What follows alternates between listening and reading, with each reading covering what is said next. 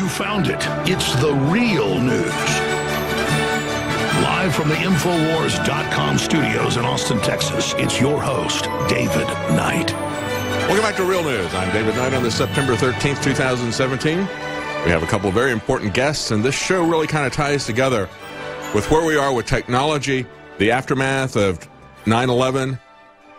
We have transformed our society, and it is transforming even more rapidly now. It's accelerating. The things that we're seeing today, there's an article from the LA Times, a book called World Without Mind. Franklin, is that how you pronounce his name? Foer? F-O-E-R? He argues that Silicon Valley will lead us to our doom. And he's not just talking about iPhones. He's talking about the fact they have so much capital, they want so much control of our lives, they're going to take over, and they're the instruments that the government is using for control. It is kind of a corporate fascist takeover of America, quite frankly, folks. You understand that Adolf Hitler, the primary difference between Adolf Hitler and Joseph Stalin, they both identified themselves as socialists. As a matter of fact, the Nazis were the National Socialists. Hitler said that he thought that Stalin had gone too far by nationalizing industries. He said that'll be the last step of what we do. We'll nationalize the industries, but we need them to get power to control people at the beginning. And so he worked with the companies. They had a fascist system where they maintained private ownership as long as they worked and fell in line with the goals of the government, the central government. And that's what we're seeing here in America. You have to understand, as we're looking at this Patriot Act for the highways, and we're going to be talking to Eric Peters, he breaks it down exactly as to where this is going. They're now removing all regulations, and they're telling the states that you cannot regulate self-driving cars. It's the same thing they did, remember, with GMO, the Dark Act. You had all these different localities and said, we want to have at least labeling. Let's just have truth in labeling. Let's just allow people to know what's in their food. Now, let's be honest about that and have labels on there that say whether or not it's genetically modified food. People can make their own choices. We're not saying if it's a good thing, and we're not saying if it's a bad thing. We just want people to have their own choices. And they went to Washington with the Dark Act to shut down that because they didn't want to, as they always put it, we don't want to navigate this patchwork of regulations in all these different states and localities. We're just going to shut it down and regulate everything from Washington. And we'll regulate it for the advantage of our big corporate friends who are going to work with us. Because, you see, Silicon Valley is going to get the money, Washington's going to get the control. That's just the way that it works. You've seen it all before. You've seen it with the military-industrial complex, but this is going to be far worse. It's going to be a world without minds is really what we're looking at. It's not just the dumbing down of the technology, the dumbing down of the iPhones. People are dying now because they're walking around looking at their iPhone while they're walking, texting while walking, and walking into cars, walking into, falling into holes or whatever. I mean, yeah, it's absolutely absurd how preoccupied we are with the iPhones and how much of a big deal it is that Apple has done a maintenance upgrade to its iPhone. Here's the Telegraph, the way they put Apple suffers an embarrassing demo Face ID fail at the iPhone 10 launch. The guy gets up and he says, unlocking it is just as easy as looking at it and swiping it up. And he does it. He goes, oh, let's try that again. It didn't work. Then it prompts him to put in his passcode. So then he grabbed a backup device that was already open. And they tell you, the face recognition, they say, we've got this down to where, there's only 1 in a million chance that it won't recognize your face. Well, I guess he hit the 1 in a million. But understand this. We have 7.5 billion people on the planet. So that means that your iPhone that looks at your face is going to think you look exactly like 7,500 other people.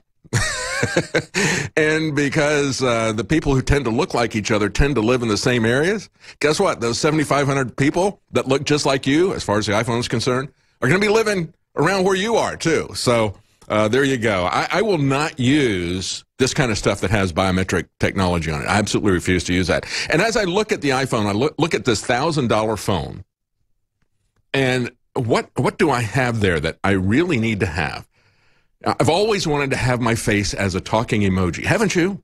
I mean, that was the one thing, the killer app that I told my wife, if I just had an iPhone that would solve that problem so that I could have this amusing little toy that looks at my face and then animates one of the emoji things like, the little poop icon. And people said, yeah, you can be talking shit, Great. That's exactly what I need. This is the mindless, childlike selfie generation. And they are childless. They don't even date people. They don't have any life whatsoever out of their social media. I mean, there was even an article the other day saying this generation is just not dating. They just talk to each other over social media. Creating a dossier that can be mined, and they can draw their own conclusions from that, which may not be correct conclusions. And so we're going to be talking to William Binney, former global head of technology, who blew the whistle on that, and we're going to talk to him about the danger of metadata. We're going to talk to him about the new secret, classified, $2.5 billion tech contract with more to come. This is absolutely amazing where we're going, folks, and it all ties together. This kind of corporate profits, government control, now of your transportation. As I mentioned before, what does the military always talk about? They say, these are the things we've got to control. Move, shoot, communicate. We got to control those things. We've got to make sure other people don't control that on us. We need to maintain our ability to move, shoot, and communicate. But if we want to take the other side down, we want to remove their ability to move, shoot, and communicate. So what do we have here? Do you see that this is actual war? It's not just an information war anymore. They're not just coming after our communications. They're not just coming after our ability to shoot, to own guns, to defend ourselves. And that is a very important thing. I remember having reporters when I was working with the Libertarian Party call us up and say, with all the equipment that the government has, do you seriously think that, you say that the purpose of the Second Amendment is not about sports, it's about keeping the government in line. Do you really seriously think that the population could do anything about it? And I said, I absolutely do. I have no question in my mind that millions of people who are armed for their defense can stop a government takeover. I said, why do you think the government wants to get the arms so badly? I said, think about the history. Think about the Warsaw Ghetto uprising. Started out with a hammer or two, then they got some pistols, then they got some rifles, and they got some heavier weapons, and they started spreading this stuff as they killed the Nazis that had them locked up in the Warsaw Ghetto. And they could not take them out even with a Panzer division tied down for a couple of months. So on April the 19th, they burned them down just like they did at the Waco area. Okay, same tactic. They couldn't take them out, so they burned them down in the Warsaw Ghetto. It can be a very effective deterrent. The government knows that. The government also knows, although they won't admit it to you, that they've never won a war of occupation, especially not a war of occupation where everybody is so heavily armed. So it's not that we want to start a war. It's that it is a deterrent, just like the Cold War. We had mutually assured destruction. Remember that policy between America and Russia? We're both going to build nuclear weapons, and we're going to hope that it looks so fearsome that neither side pulls a trigger first. Well, that's what we're looking at here with the Second Amendment. So you've got the Second Amendment. There's been a war on that for a long time. There's a war on communication that is going on right now that is escalating, and that's what they're trying to do, trying to censor us, which reminds me, they just told me, the crew told me that we're having a lot of problems with YouTube today. Surprise, surprise. So if you want to watch the show, if you're not watching the show, and if you can get this still on YouTube, and you're having a lot of problems with it, if it's not streaming very well, you can also go to Twitter, you can go to Facebook, and look at it. Our Facebook and Twitter sites are at Real News X2. You can go, it's echoed on my Twitter site, Libertarian. You can also go, if you're a Prison Planet TV subscriber, you can go to Prison Planet TV and you can see it there as well. So there's some other places other than YouTube. Of course, our YouTube channel is Real News with David Knight, but you may be having some problems streaming that. It's about taking over the internet. That's why the FCC is moving this, regardless of what you think about net neutrality, and regardless of what you think about electric cars or automated assisted technology on cars. You have to understand what's really behind this, and that is the control issue. Now they're moving to the number one issue that the military always talks about, the movement issue. They don't want you going anywhere. They want you locked in the city under house arrest, or maybe we should say urban arrest, because that's what the central planners have planned. Welcome back to Real News on this September 13th, 2017. I'm David Knight, your host. Before we get back to the news, before we get back to the all-important iPhone upgrades that you absolutely must have, $1,000. They range from creepy to childishly stupid, but you can get it for $1,000. It just goes to show how important one individual can be. Apple has completely lost their innovative edge. They lost it once before when they drove out Steve Jobs, and they nearly went out of business. But when Steve Jobs came back with a vengeance, they wound up with a cash cushion that will last them even through the incompetence of Tim Cook and the people who are there now milking that cash cow. They've got more in the bank based on Steve Jobs' innovation. They've got more in the bank than most, pretty much any country. Way more than us. I mean, we're $20 trillion in debt. We don't have a cent in the bank. All we've got is a bank loan that we've been floating here for a long time. And as you're seeing there, that's that wonderful face recognition. One in a million, that means it's going to find 7,500 other people that can unlock that iPhone, most of them living real close to you. Let's talk, though, quickly about the products that fund this operation, and we really do appreciate your support. I'm just going to run through some of these specials. We got so many of them. So I'm going to hit the highlights here. I've been telling you about these as they come online. Of course, we now have the Super Blue fluoride-free toothpaste now back in stock and on discount. Very popular, and there's a reason for that. Tastes great, and it has things that you won't find in other toothpastes, things like nanosilver and iodine to fight bacteria in your mouth, on your gums, to stop gum disease, and that also will lead to heart attack if you don't get that gum disease under arrest.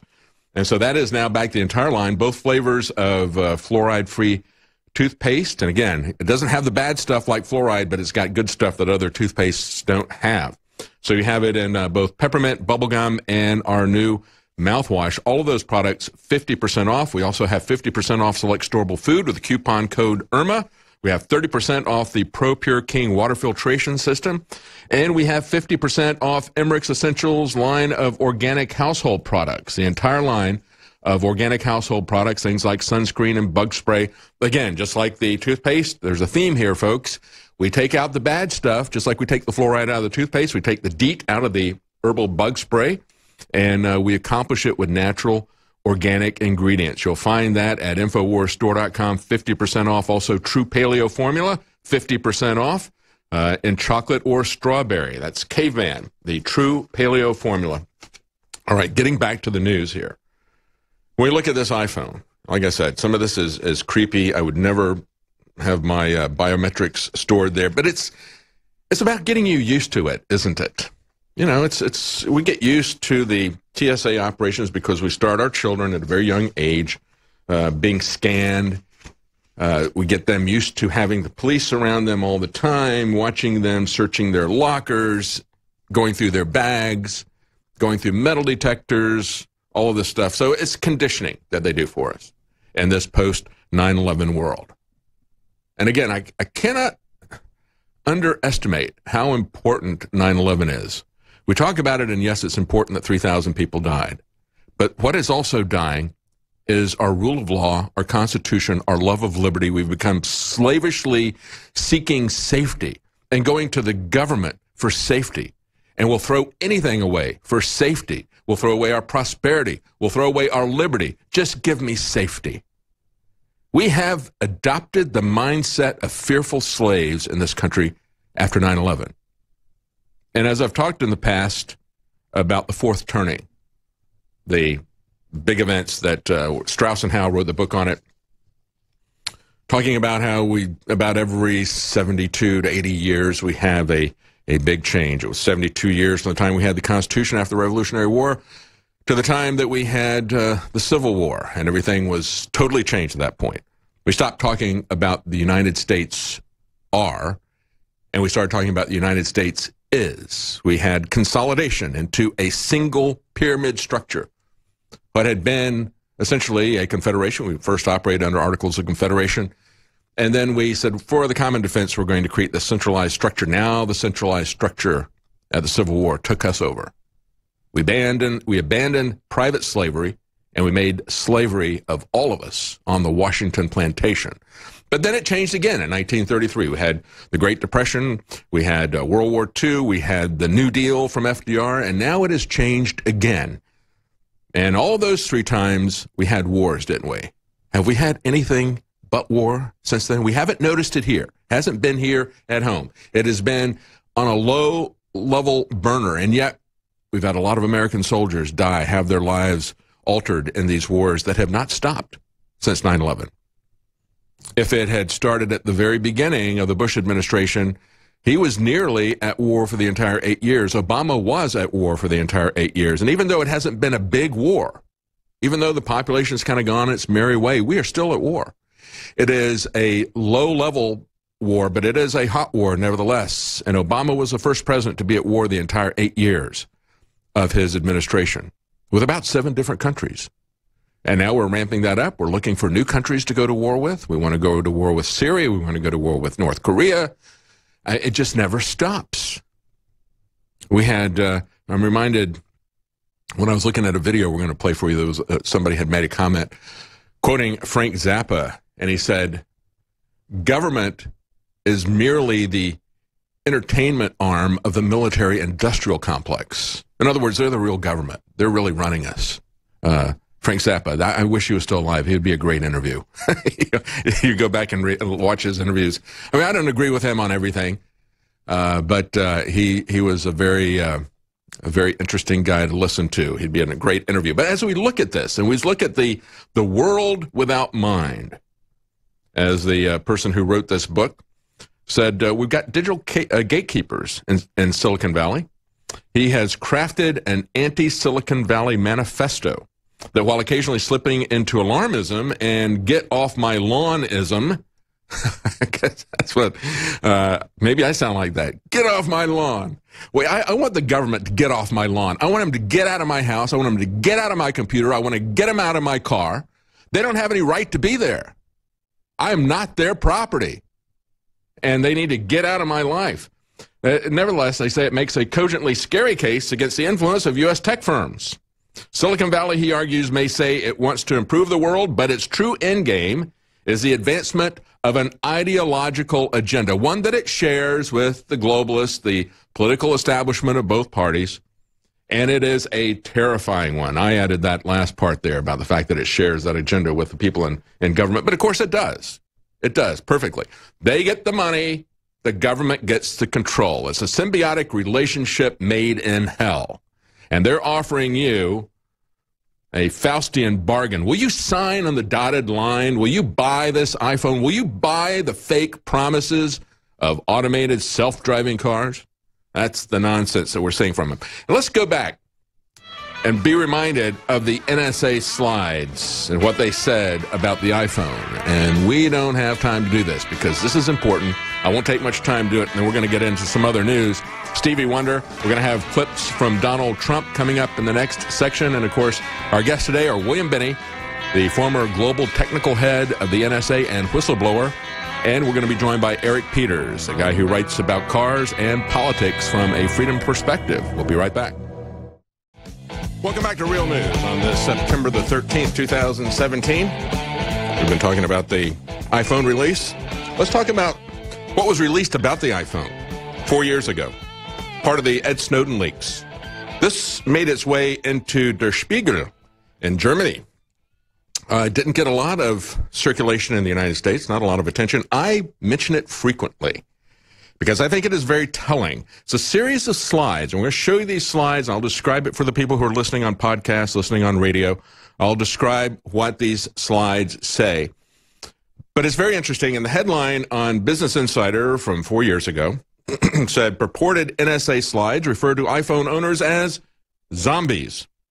And they refer to Steve Jobs as Big Brother.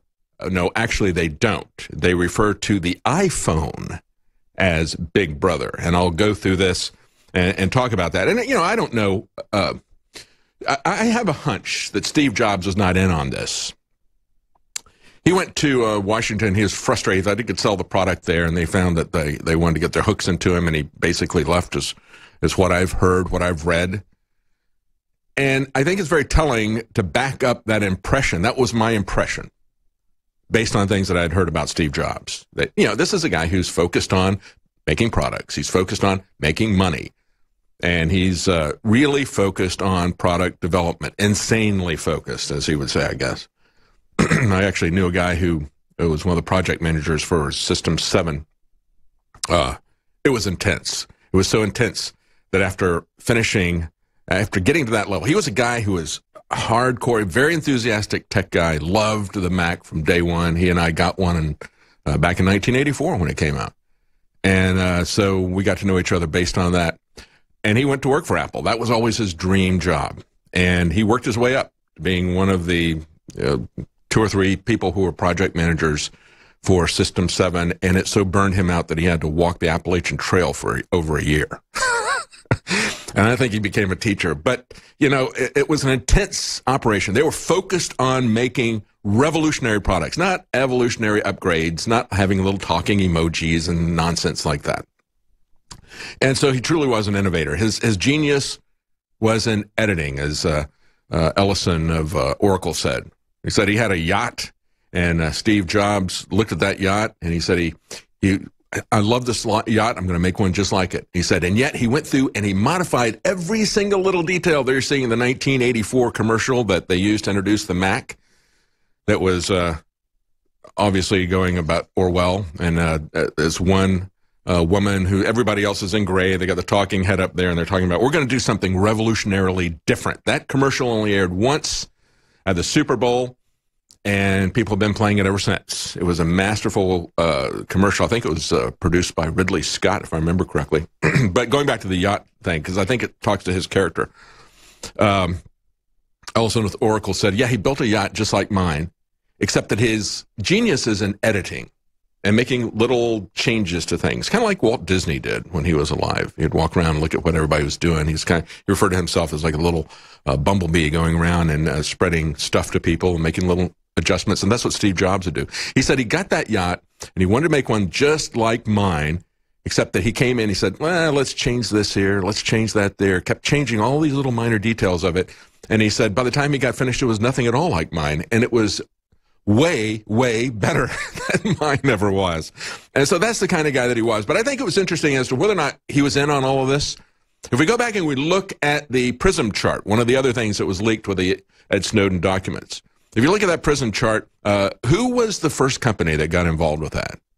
Ding, the answer is Microsoft. Microsoft got involved in that at the very beginning, competitor to Apple, Bill Gates' company. The people who got, Apple did not get involved in that PRISM program to monitor your data, and we can say a lot about PRISM. I've done reports on PRISM in the past, but Apple did not get in until the very end, and they didn't get in until Steve Jobs was gone and Tim Cook took over, because that's the kind of guy that Tim Cook is. I don't think it's the kind of guy Steve Jobs was. But let's look at this series of slides. Again, they say these are the slides, and they were classified TS, top secret, SI, special intelligence, REL to USA, that's relative to the USA, and also FVEY, which I believe means 5I. I didn't look that up. I believe that's 5I, which refers to the English-speaking countries, the US, UK, New Zealand. There's 5 English-speaking countries that share intelligence. So this is top secret, special intelligence, 5I. And here's what they say. They have, again, a couple of slides showing the Big Brother commercial, and it said, who knew in 1984, when they ran that commercial attacking Big Brother to promote the Macintosh, who knew in 1984, the next slide says, that this would be Big Brother, and they show Steve Jobs holding an iPhone. Show that picture up there. That Steve Jobs would be Big Brother. No, what they're saying is the iPhone would be Big Brother. They didn't say, and that he would be Big Brother. Steve Jobs is not the Big Brother. The iPhone is the Big Brother. The iPhone is the thing in the room, like Big Brother, that watches and reports everything that you do to somebody who is watching, somebody in the government who's watching, somebody in a corporation who is watching. So the iPhone, they say, is Big Brother. And then look at the third slide where they mock you, the people that the NSA is illegally spying on. They say, and that the zombies would be paying customers.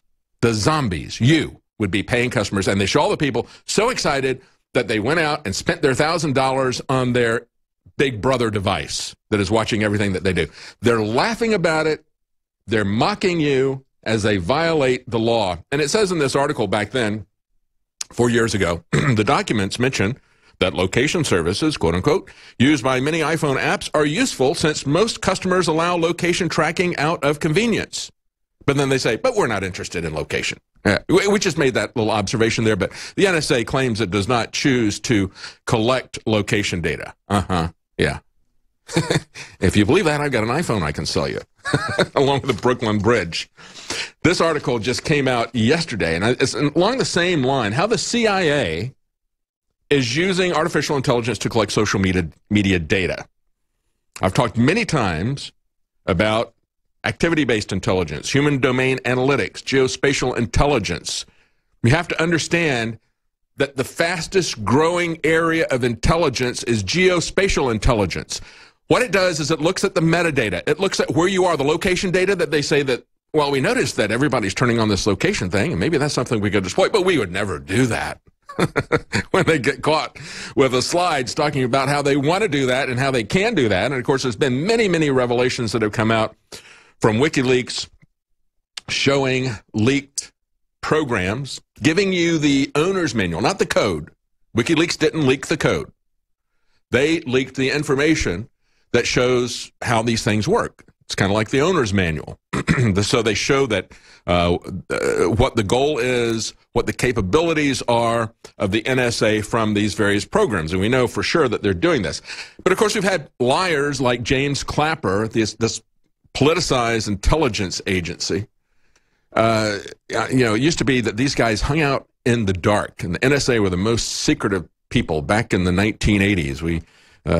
Those of us in technology knew about the NSA. Everybody joked. They always said it stood for no such agency. Well, now I guess it stands for no warrant, superstar agency for political pundits, because that's what these guys have become. They go on talk shows to trash Trump and to support Hillary Clinton. And we see the politicization of the FBI, of the NSA, of all these different law enforcement groups. That is what's so dangerous about it. But these politicized guys who are picking and choosing candidates for you, and now that everybody is so concerned about their safety that they'll give up anything and everything for it, they tell you who to follow. They also will tell you, we don't need metadata. That's not important to us. That's nothing. That is the most important thing, because that is what they can mine using algorithms to determine everything about you. And that's what this article just came out. They said they got 137 different AI projects to look at social media because you are creating a dossier for them and making it public. Of course, they don't need a search warrant. We'll be right back. Welcome back to Real News on this September 13th, 2017. I'm David Knight. We're having a lot of problems with our feed, so we are recording this. You may have to watch this on YouTube later, but we also have it archived on Prison Planet TV. If you're a subscriber there, you'll be seeing it there as well. And, of course, we do have podcasts. If you ever have problems like this, you can download the podcast. We're now on TuneIn. That's the newest one that we're on. It's a very big podcast source. Also Spreaker, also iTunes, one of the first places where we had podcasts. That's why they call them podcasts. And we're on Stitcher is the other one. So we're on 4 different podcast platforms, so you shouldn't have a problem finding it there. But, of course, it's just an audio feed. But we do make everything, this is a radio broadcast as well. So we make everything, try to make everything as clear as possible for people who do not have a video feed. Before we get back to the news, I just want to remind you of some of the sales that we have here that support the operation. We thank you for your support. It's why we put these sales on from time to time. We want to make this a win-win situation, not just by making money for Infowars and offering you clean, organic products that are going to help your health and protect the health of your family, but we also want to make it financially affordable for you to try these products from time to time so you can see some of the new products that maybe you haven't tried, like Z-Shield. Z-Shield has organic ingredients that are known to help the body in its fight against toxic metals and chemicals. Natural ingredients like cilantro, milk thistle, super concentrated zeolites, and right now we've got Z-Shield. If you want to try it, 40% off at InfoWarsLife.com.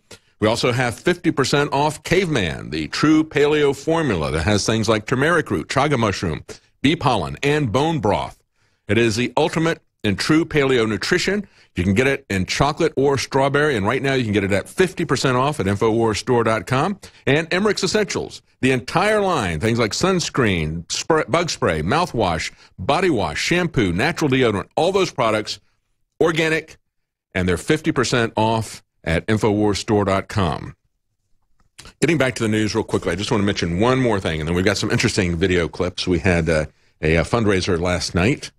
Got very political right at the very beginning. This was at the top of the Drudge Report earlier today. You know, when we talk about this, it's very important that you understand when you are on social media, just like I tried to explain to people the other day, it's like, you know, I try to give you information that is important for you to understand. Like telling people, you understand that there's going to be a lot of people who find out that they didn't have insurance coverage because you have to buy flood coverage as a separate underwritten thing. And you can't even get earthquake insurance.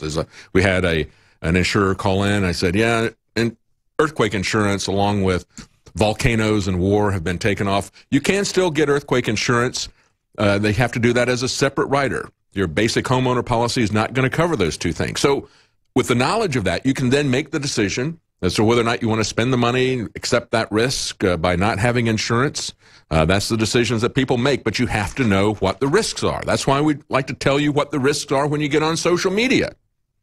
Not only are you wasting your time, but you're creating a massive dossier for the government. And the CIA admits that they use it. As a matter of fact, they're having to get artificial intelligence to help them mine the information that you're putting out there, because you're putting out so much information about yourselves that they have to get artificial intelligence to assist them. They couldn't hire that many people. They said if we were just to go through the imagery, we'd need 8 million analysts. So we're using artificial intelligence, and it's getting better and better. And then you have to ask yourself, what is the artificial intelligence going to assume about me? Is it going to give them a false identification? Are they going to use this to determine, because we see the politicization of the intelligence agencies, are they going to use this intelligence to see if their fake narratives are working? If they give you a narrative about 9/11, or they give you a narrative about Russian hacking, or they start telling you something about a politician that they don't like, then they can go back and look and see if it's gaining traction in social media. And that is very important for them. They need to know what about their narratives that they create. As a matter of fact, yesterday I was just talking to John Kiriakou, CIA whistleblower. And he was saying, people don't realize, you saw Ben Affleck and others who were just walking through unaccompanied through the halls of the CIA when he was there. And he said, these guys are working on narratives that the CIA wants. They have scripts that they've written for people, and they tell people, hey, we've already got these scripts written. They're really interesting scripts. Why don't you make a movie promoting our worldview, promoting our narrative? And so they need to know if these narratives that they're promoting in a number of ways, whether it's through movies or whether it's through the media, are they having an effect, the desired effect? And then they can adjust those. That's feedback that you want when you are doing propaganda. They've never been able to do that before. Now they can do it using AI, using your metadata, using the public dossier that you create when you use public media. And then there's the other part of it, Facebook likes. And we talked about this 2 days ago. Fake Facebook like networks exploited a code flaw to create millions of bogus likes. They've got an entire thriving ecosystem of websites that can automatically generate millions of fake likes. And of course, what that does is that pushes your post up on the algorithm. So it elevates that so a lot of people see it.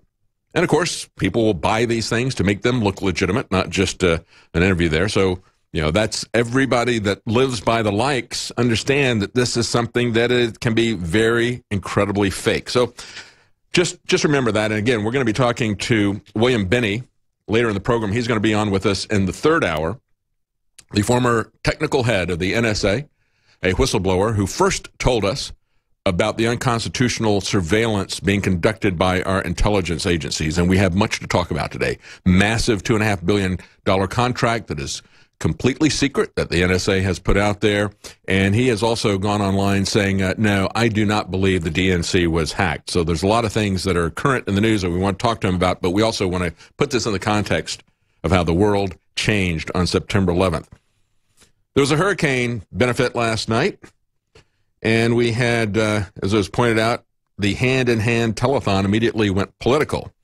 And we have a clip here from Stevie Wonder. Let's play that clip, folks. We've come together today to love on the people that have been devastated by the hurricanes. When love goes into action, it preferences no color of skin, no ethnicity, no religious beliefs, no sexual preferences, and no political persuasions. It just loves. As we should begin to love and value our planet, and anyone who believes that there is no such thing as global warming must be blind or unintelligent. Lord, please save us all. Oh, apparently the irony of that statement was lost on Stevie Wonder. Of course, he's always been blind, but I never thought he was unintelligent before last night. And he said, start out by saying, hey, hurricanes are not political, but they made it political right from the very beginning. Think about the fact, and as I saw this last night, at first it was reported $14 million raised by this star-studded telethon, as people like Leonardo DiCaprio, George Clooney, Cher lead a star-studded telethon. Beyonce offers a message of unity and hope, and so forth. Just fawning over these celebrities, said they'd raised $14 million. I think it's now over $40 million that has been phoned in. But, of course, this is other people's money. Think about how they came after Donald Trump when he gave $1 million of his own. He said, pledged to give $1 million of his own. He didn't do it immediately. He said, took less than a week, but he said, I've got to vet who I'm going to give this to. But they came after him. So they have a performance. They get out there and they tell people, if you believe there's no such thing as global warming, you must be blind or unintelligent. Absolutely amazing. You have to be blind and stupid to not see that even though CO2 is rising, you're not seeing a change in hurricanes. You're not seeing a steady state increase in hurricanes. You had 12 years when a major one did not hit, and yet all this time, CO2 was rising. Over all of this time, and now they say, see, we told you so. Told you so. Meanwhile, we see that Hurricane Irma, the other thing that is happening here is we've got residents who cannot get back home. This is one of the things when I talked to Steve Pachinik about hurricanes on Sunday. Two of us, he's lived in Florida a long time, I have too. People who have gone through hurricanes before understand a couple of things. We understand that there's risks to evacuating, there's risks to staying. It's not a 1 or 0 decision. You're not totally safe, or you're not going to die necessarily if you do one or the other. And one of the risks that you face when you evacuate is the risk that you're not going to be able to get back in because the government is going to be in total safety nanny lockdown mode, and that's what's now happening to people. They want to know what has happened to their home. Can they get back in there and salvage what is left? And they're not able to get back. We've seen it before in North Carolina and the Outer Banks. We've seen it before in Florida. It gets worse every time we have a disaster.